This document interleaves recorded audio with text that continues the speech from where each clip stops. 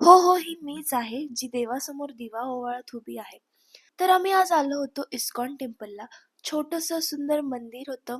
आम्ही दर्शन घेतलं, त्यानंतर प्रसाद पण घेतला आणि काही जीवनात न मिळणाऱ्या प्रश्नांची उत्तरं कुठे शोधावीत, हे पुढे माझ्या भावाने मला ही सांगितलं. भगवद्गीता आहे जी श्रीकृष्णांनी अर्जुनाला सांगितली होती. का तर अर्जुनाला काही प्रश्नांची उत्तरं माहीत नव्हती, त्यामुळे त्याला त्या प्रश्नांची उत्तरे मिळावीत म्हणून श्रीकृष्णांनी अर्जुनाला ही भगवद्गीता सांगितली होती.